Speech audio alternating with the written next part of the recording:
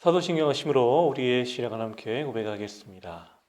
전능하사 천지를 만드신 하나님 아버지를 내가 믿사오며 그 외아들 우리 주 예수 그리스도를 믿사오니 이는 성령으로 잉태하사 동정녀 마리에게 나시고 본디오 빌라도에게 고난을 받으사 십자가에 못 박혀 죽으시고 장사한 지 사흘 만에 죽은 자 가운데서 다시 살아나시며 하늘에 오르사 전능하신 하나님 우편한 자 계시다가 저로서 산자와 죽은 자를 심판하러 오시리라. 성령을 믿사오며 거룩한 공예와 성도가 소리고 토는 것과 죄를 사하여 주시는 것과 몸이 다시 사는 것과 영원히 사는 것을 믿사옵나이다. 아멘.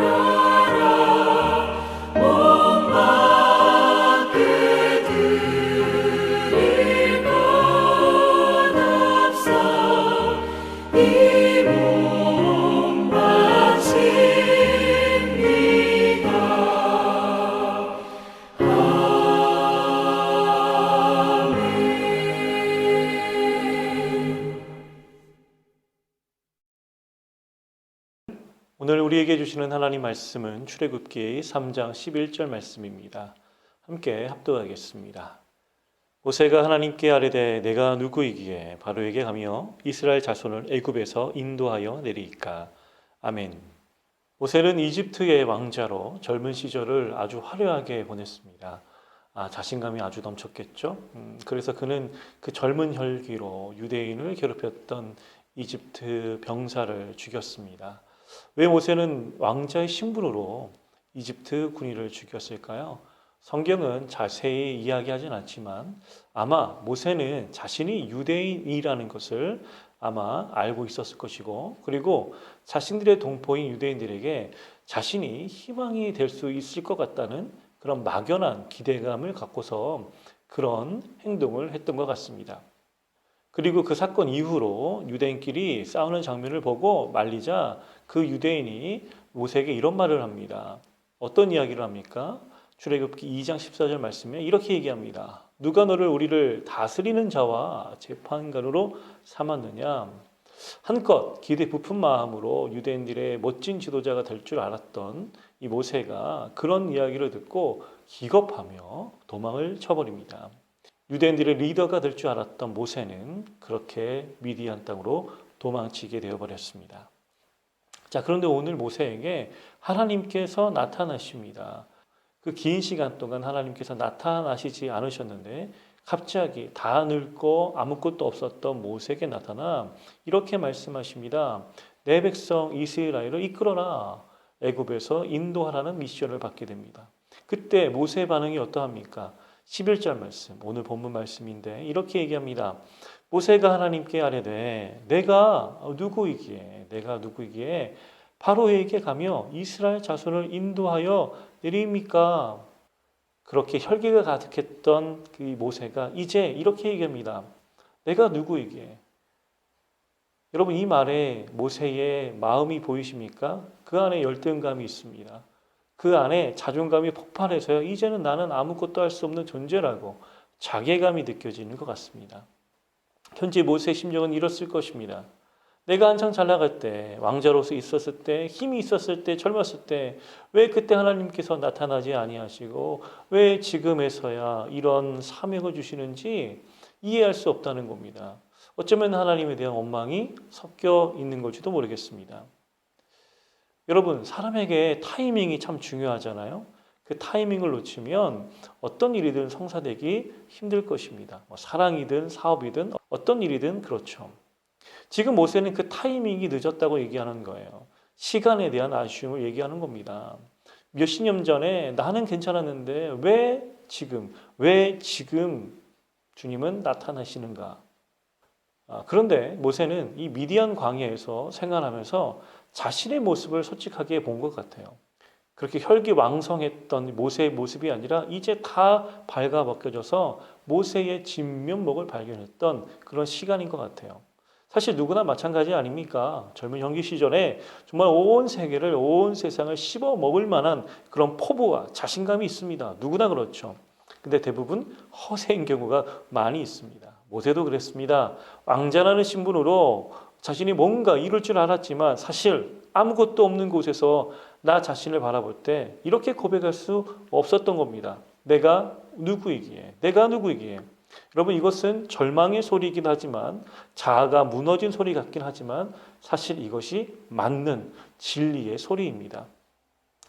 사람들은 자신의 낮아지고 쓰러진 자아를 감추려고 허세와 명품으로 치장합니다. 네, 이 시대는 정말 포장에 능한 시대 아닙니까? 인스타와 유튜브에 자신을 정말 잘 꾸미고 치장만 하면요, 정말 인싸가 될 수 있습니다. 인기와 명예를 얻을 수 있는 포장에 능한 시대, 포장을 잘하면 성공할 수 있는 시대입니다.